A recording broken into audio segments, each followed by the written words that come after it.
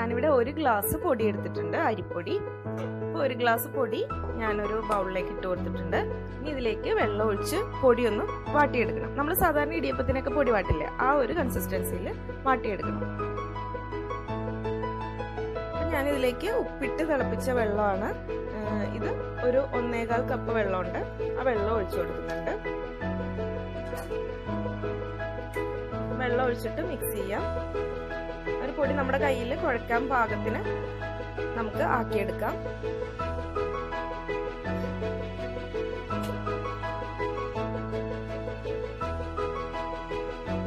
പൊടി നന്നായിട്ട് കുഴച്ചെടുക്കാം. ഒന്ന് ചൂടാറാൻ വേണ്ടിയിട്ട് ഒരു 15 മിനിറ്റ് ഇതൊന്ന് അടച്ചു വെക്കാം. അപ്പോൾ ഓരോ പൊടിയുടെ അളവനുസരിച്ച്, പൊടിയുടെ ഒരു തരം അനുസരിച്ചിട്ട് വെള്ളം ഒഴിക്കേണ്ടതിൻ്റെ അളവും വ്യത്യാസപ്പെടും. ഞാനിപ്പോൾ 1 ഗ്ലാസ് പൊടി എടുത്തപ്പോൾ ഒരു 1.25 ഗ്ലാസ് വെള്ളം നന്നായിട്ട് കുഴഞ്ഞു കിട്ടാൻ വേണ്ടിയിട്ടുള്ള വെള്ളമാണ് ഒഴിച്ചിരിക്കുന്നത്. ഇതൊന്ന് 15 മിനിറ്റ് ഇതൊന്ന് പാത്രം അടച്ചു വെക്കുമ്പോഴേക്കും ഇത് നന്നായിട്ട് ഒന്ന് സെറ്റായിട്ടുണ്ടാവും. പൊടിയെല്ലാം ചെറുതായിട്ടൊന്ന് വെന്ത് വന്നിട്ടുണ്ടാവും. അതിന് വേണ്ടിയിട്ട് നമുക്ക് അടച്ചു വെക്കാം. ഇനി ഒരു 15-20 മിനിറ്റിന് ശേഷം നമുക്കിതൊന്ന് കുഴച്ച് ഉരുളകളാക്കി എടുക്കാം. സമയത്ത് ഞാൻ കുറച്ച് ശർക്കര എടുത്ത് ഉരുക്കാൻ വെച്ചിട്ടുണ്ട്. ഇതിപ്പോൾ ഞാൻ കുറച്ച് അധികം എടുത്തിട്ടുണ്ട്, അത് ഞാൻ ഉരുക്കി വെക്കാൻ വേണ്ടിയിട്ടാണ്. ഇതിൽ നിന്ന് കുറച്ച് മാത്രം നമുക്ക് ഈ കൊഴുക്കട്ടയ്ക്ക് ആവശ്യമുള്ളൂ. ശർക്കര ആദ്യം ഉരുക്കി അരിച്ച് വെച്ചിട്ട് കുറച്ച് തേങ്ങയൊക്കെ ചിരണ്ടി നമുക്ക് കൊഴുക്കട്ട ഉണ്ടാക്കിയെടുക്കാം. ഇത് മിക്കവാറും എല്ലാവർക്കും അറിയുന്നതായിരിക്കും, എങ്കിലും അറിയില്ലാത്തവർക്ക് വേണ്ടിയിട്ടാണ് ഞാനിപ്പോൾ ഇത് ഇത്ര വിശദീകരിച്ച് പറയുന്നത്.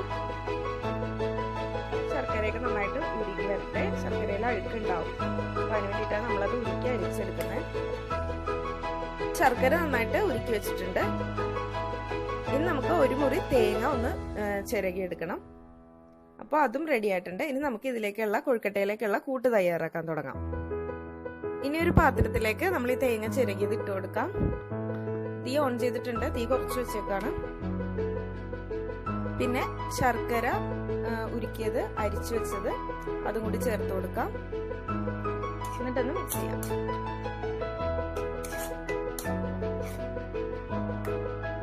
ഇതിലേക്ക് ഞാൻ നല്ല ജീരകം 1 ടീസ്പൂൺ ഇടുന്നുണ്ട്. ഇതിലേക്ക് ഏലക്ക പൊടിച്ചതും കൂടി ചേർത്തിട്ട് മിക്സ് ചെയ്തെടുക്കാം. ശർക്കരയുടെ വെള്ളമൊന്നും കൂടിപ്പോരുത്. അപ്പം തേങ്ങ എത്രയാണ് എടുത്തത് അതിനനുസരിച്ചിട്ട് ശർക്കര ഉരുക്കി ഒഴിച്ചാൽ മതി. ഇത് തേങ്ങയും ശർക്കരയും കൂടിയിട്ട് നന്നായിട്ടൊന്ന് ബ്ലെൻഡായി വരണം. ഇതിലേക്കൊരു നുള്ളുകൂടി ഉപ്പിട്ട് കൊടുക്കും. നമ്മൾ പൊടി വാട്ടിയപ്പോൾ ഓൾറെഡി ഉപ്പിട്ടിട്ടുണ്ട്. ഈ ശർക്കരയുടെ ആ ഒരു മധുരം ഒന്ന് ബാലൻസ് ചെയ്യാൻ വേണ്ടിയിട്ടാണ് ഉപ്പിട്ട് കൊടുത്തത്. ഇതൊന്ന് മിക്സ് ചെയ്യാം. ശർക്കരയെല്ലാം നന്നായിട്ടൊന്ന് തേങ്ങയായിട്ടൊന്ന് മിക്സായി വരണം.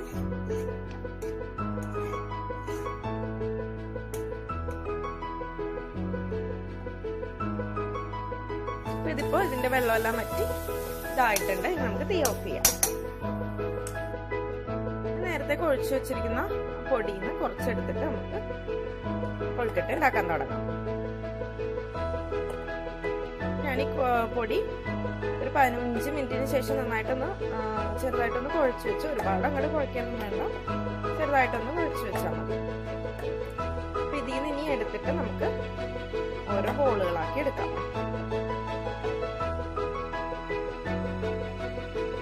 അപ്പൊ ഇതുപോലെ എടുത്തിട്ട് ചെറിയ ബോളുകളാക്കാം.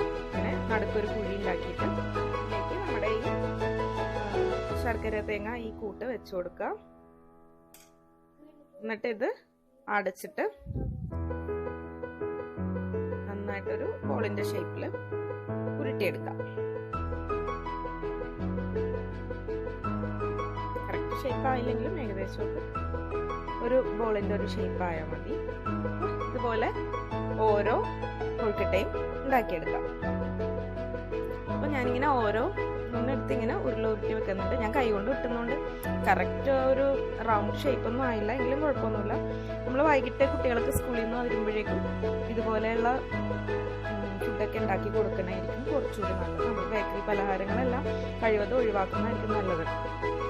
ഇതുപോലെയുള്ള ആവിയിൽ വേവിച്ച അടയും കൊഴുക്കട്ടയൊക്കെ ഉണ്ടാക്കി കൊടുക്കുകയാണെങ്കിൽ അതാണ് എപ്പോഴും ആരോഗ്യത്തിന് നല്ലത്.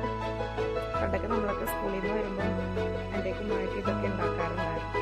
നമ്മൾ ബാക്കി വരുന്ന ശർക്കരയില്ലേ, ശർക്കരയും തേങ്ങയും കൂടി അത് ആ പാത്രത്തിൽ നിന്ന് എടുത്ത് കഴിക്കാൻ ഭയങ്കര ഇഷ്ടമായിരുന്നു. അതെല്ലാം ഇപ്പം ഇത് ഉണ്ടാക്കുമ്പോൾ ഓർക്കുന്നു. അപ്പം ഇതെല്ലാം കഴിഞ്ഞു, ഒരെണ്ണം കൂടെ ഉള്ളൂ. ഇപ്പം ഞാൻ എന്താ എല്ലാം ഇതുപോലെ ബോളാക്കി വെച്ചിട്ടുണ്ട്. ഇനി ഇത് നമുക്കൊന്ന് ആവിയേറ്റെടുക്കണം. അപ്പോൾ അതിനായിട്ട് ഞാനിവിടെ ഒരു ഇഡ്ഡലി തട്ടിൽ വെള്ളം വെച്ച് അത് ചൂടാവേണ്ട അപ്പോഴേക്കും ഇതെല്ലാം വെച്ച് കൊടുക്കാം. ഇതൊരു 10-15 മിനിറ്റോളം ആവിയിലൊന്ന് വേവണം കേട്ടോ. എങ്കിൽ ഇത് കറക്റ്റ് ആവുള്ളൂ. ഇത് കുറച്ച് നേരം ഒന്ന് വേവുണ്ട്. ഇതെല്ലാം വെച്ച് കൊടുത്തിട്ടുണ്ട്. നമുക്ക് പാത്രം അടച്ച് ഒരു 15 മിനിറ്റ് വേവിച്ചെടുക്കാം. ഇപ്പോൾ ഒരു 15 മിനിറ്റ് ആയിട്ടുണ്ട് ഇത് വേവുന്നത്. ഇത് കറക്റ്റ് ഇത് വെന്തിട്ടുണ്ട്. നമുക്കിത് പാത്രത്തിലേക്ക് മാറ്റാം. അപ്പോൾ ഇവിടെ നമ്മുടെ കൊഴുക്കട്ട എല്ലാം റെഡിയായി കഴിഞ്ഞു. അപ്പോൾ എല്ലാവർക്കും ഇതുപോലെ കൊഴുക്കട്ടയൊക്കെ ഉണ്ടാക്കി നോക്കണം, അഭിപ്രായമൊക്കെ പറയണം. വീണ്ടും പുതിയൊരു വീഡിയോ ആയിട്ട് കണ്ടുമുട്ടാം. Thank you.